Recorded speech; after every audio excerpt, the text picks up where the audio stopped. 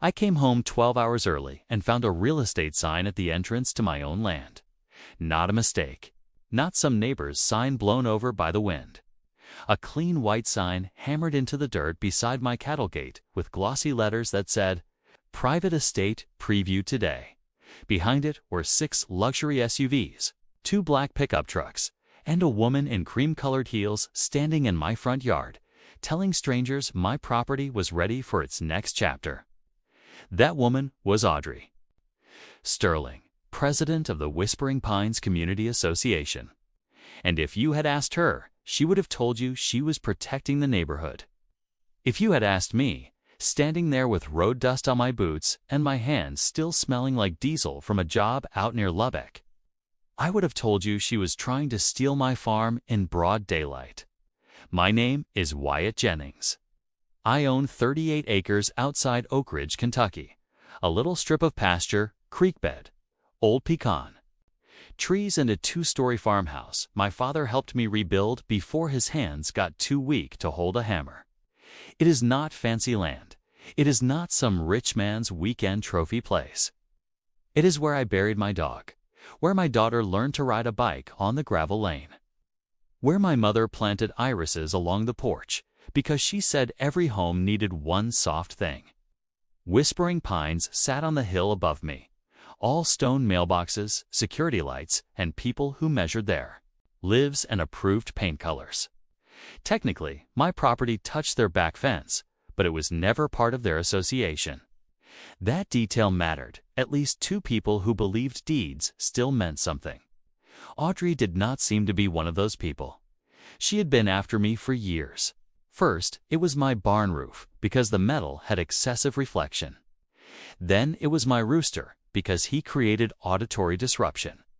Then my trailer, my vegetable stand, my handmade fence. Every time, I told her the same thing. Audrey, your rules stop at your fence. And every time, she smiled like a school principal writing down a child's name. I was supposed to be gone until Sunday. I had been working an emergency inspection at a flood control station in Texas, but the job wrapped early, so I drove all night thinking about coffee, a shower, maybe sitting on the porch before sunrise. Instead, I came over the last bend and saw strangers walking through my land like they had already paid for it. Young man in a navy blazer was pointing at my barn. "This could be converted into an event venue," he said. A woman beside him nodded and said, "The creek access would be perfect for weddings." Another man opened the door to my equipment shed and actually stepped inside. That is when something hot and quiet moved through me. Not panic, not yet. Something worse. That feeling you get when somebody has crossed a line so far, your brain needs a second to believe it. I parked my truck in the middle of the driveway and got out. Audrey saw me right away. Her smile froze, then vanished. For half a second, she looked scared. Then the mask came back down. "Wyatt," she said, walking toward me with her clipboard pressed to her chest. Few were not expected back. I looked past her at the people photographing my porch. Funny, I do not usually schedule appointments for strangers to trespass. On my land, her eyes narrowed. This is not trespassing. This property is under transitional review. Transitional review. I laughed once, not because it was funny, but because my body had to do something with the shock. "Audrey, this is my farm." A tall man with slick gray hair stepped between us. "Sir, this is a closed buyer preview. You will need to leave the showing area." I turned to him. "The showing area is my front yard." He gave me that practiced corporate smile men use when they think calm means weak. "We have paperwork." Audrey lifted her phone. "Wyatt, do not escalate this." "Escalate," I said. "You are standing on my property selling my house and telling me not to escalate." She tapped her screen. "I am calling the sheriff." I stared at her. I honestly thought she was bluffing. Then I heard her voice turn sweet and dramatic. "Yes, dispatch. I need assistance." We have a hostile trespasser disrupting a lawful property transfer. A hostile trespasser. On my own dirt. While she talked, buyers kept roaming. One of them pulled open my chicken coop. Another took pictures of my tractor. Somebody had tied a blue ribbon around the old pecan tree near the creek, the one my father used to sit under when the summer heat got bad. That ribbon is what finally snapped the last thread of patience in me. I walked to the tree and ripped it down. Audrey yelled, "Do not remove staging markers." I turned around slowly. "Say that again," she swallowed, but only for a second. "Those markers are part of the pre-sale asset inventory." The sheriff's cruiser arrived before I could answer. Sheriff Garrett Vance stepped out, hat low, boots crunching on gravel. He knew me. He had been on this road long enough to know who owned what. "Wyatt," he said, looking around at the circus in my yard. "You want to tell me why there are Range Rovers in your pasture?" I was hoping she would, I said. Audrey rushed to him with a folder already open. "Sheriff, thank goodness. Mr. Jennings is refusing to vacate property now under association-managed acquisition." Garrett looked at her, then at me. "Acquisition." She handed him the papers. "Boundary expansion, nuisance enforcement, abandonment action, and emergency resale authorization." Those words landed like stones. Abandonment, resale, authorization. They sounded official enough to scare a normal person. And that was the point. Audrey had not brought truth. She had brought paperwork shaped like truth. Garrett flipped through the pages. "Wyatt, do you have your deed?" "In my truck," I said. Audrey smiled, just a little, like she expected me not to have it. But my father taught me two things. Keep your tools sharp and never trust a man in loafers with your paperwork. I pulled the county-certified deed from the lockbox behind my seat and handed it over. "Garrett, read it carefully." The buyers got quiet. Audrey's smile thinned. He looked up. "This deed is valid. Recorded, no transfer." Audrey lifted her chin. "The association voted to absorb the parcel after repeated noncompliance." Garrett closed the folder. "Associations do not absorb land like spilled coffee." "Audrey," a few people coughed. One man looked down at his shoes. Her cheeks flushed pink. "Sheriff, you are misunderstanding the legal mechanism." "No," he said. "I am.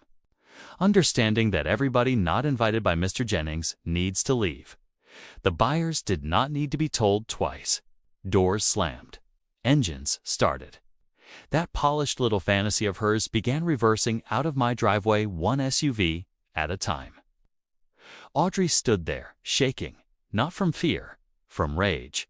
Before she left, she leaned close enough for only me to hear. "You have no idea what you are interfering with." I said, "That makes two of us." When the last car left, I walked into my house.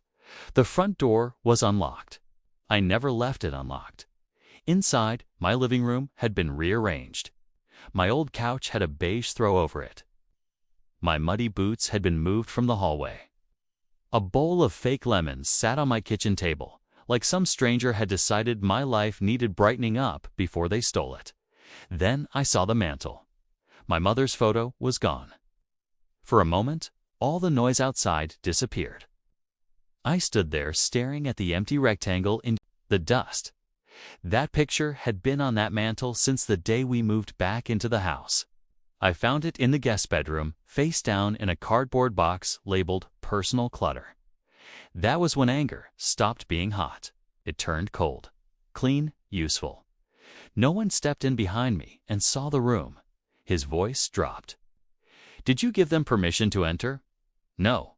He looked around. Then this just became something else. The next punch came from the barn. My neighbor, Luke, called before sunset. "Wyatt, you need to get down here. Your tech room is cleaned out." I ran. Saddles gone. Tool chest gone. Irrigation maps missing from the wall cabinet. And in the back stall, the gate hung open. My two draft mules, Hank and Waylon, were gone. I had raised those animals from stubborn, long-legged babies. They knew my voice. They knew my hands. After my divorce, when the house got too quiet, I would go down to the barn and talk to them like an old fool. Losing equipment was theft. Losing them felt like somebody had reached into my ribs. Luke's eyes were wet. Audrey came yesterday with a heavy-set guy. Said the animals were being removed for safety compliance before transfer. Had papers, Wyatt. I tried calling you. I did not blame him. That was how people like Audrey won. They dressed violence in procedure and made decent folks afraid to question it. Then I found the slip they missed, half buried in straw. A printed auction tag, 2 matched working mules. Private estate liquidation. At the bottom was a company name I recognized from county meetings. Apex Horizon Ventures. That was the missing piece. The farm was not the prize. The creek was. My land controlled the water path they needed for a gated lake development behind Whispering Pines. Without my parcel, their whole project was a dead dream on expensive paper. Audrey was not acting alone. She was the face, the clipboard, the smiling knife. Behind her was a developer named Julian Thorne. A man who could turn a pasture into a brochure and call it progress. I went back to the house and pulled up my security cloud. Most of the files were deleted. Whoever helped them knew enough to wipe cameras, but not enough to catch the backup from the mudroom camera. The cheap one I installed after raccoons kept getting into the feed bin. The footage was grainy, but clear. Audrey walking through my living room, Julian Thorne photographing my deed files. 2 board members tagging furniture. A realtor staging my kitchen. Then Audrey picked up my mother's picture, looked at it, and placed it in the clutter box without a flicker of respect. I watched it 3 times. On the 4th, I stopped feeling stunned. I called my attorney, Paige Montgomery. She arrived that night with a legal pad, a laptop, and the expression of a woman who had just smelled blood in the water. After 10 minutes of watching the footage, she said, "Wyatt, this is not an HOA dispute. This is conspiracy. Can we stop them?" She looked at me. "We can bury them." By morning, we had statements, timestamps, deed records, the fake documents, the auction slip, and the security footage. Luke found Hank and Waylon at a private holding barn 20 miles away, listed under a shell company tied to Thorne. Garrett met us there with deputies. The mules came home before lunch. Audrey tried one last move that evening. She called an emergency community meeting and accused me of threatening public safety, hoarding livestock, maintaining hazardous soil, and obstructing neighborhood improvement. She even played edited footage of me tearing down the blue ribbon like I was some violent maniac attacking decorations. Then Paige stood up. She did not shout. She did not perform. She simply connected a laptop to the projector and said, "Before this community votes on a man's land, you should see what your leadership did inside his home." The full video played. The room changed as people watched it. You could feel it. Audrey's confidence cracked first around the mouth. Julian Thorne stopped leaning back in his chair. By the time the audio played, the part where he said, "Once Jennings is legally displaced, the creek corridor clears," nobody was whispering anymore. Paige turned to the room. This was not community protection. This was theft with stationery. The county froze the development application the next day. Criminal complaints followed. Audrey resigned before the week was over. Though resigned is a generous word for leaving while reporters filmed you carrying boxes to your car. Julian Thorne took a plea months later. 2 board members testified against him. Whispering Pines lost its authority to enforce anything beyond its own fence, which is where it should have stayed in the first place. People asked me if I felt satisfied. I did. I would be lying if I said I did not. But satisfaction is not the same as peace. Peace came later, when Hank and Waylon were back in the pasture, when my mother's photo was back on the mantle, when I replaced that stupid real estate sign with a new one made from cedar. It says, Jennings Farm. Private land. Not for sale. Not now, not ever. Sometimes I stand by that gate and think about how close they came. Not because they were smarter than me, but because they understood something ugly. A lot of people will believe a lie if it arrives on letterhead. A lot of good neighbors will stay quiet if the bully has a title. And a lot of powerful people count on regular folks being too tired, too polite, or too scared to fight back. I was tired. I was polite for years. But I was not scared enough to leave. So tell me, was I right to go after Audrey and Julian as hard as I did?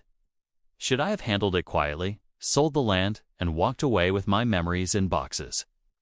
Or do you believe there are lines people should never be allowed to cross, no matter how official their paperwork looks? Drop your thoughts in the comments. And if you have ever seen an HOA, a board, a boss, or anyone with a little power try to bully somebody out of what is theirs, tell that story too. Because sometimes justice starts when one person comes home early and refuses to move. Subscribe to Ho Drama. Neighbor for more.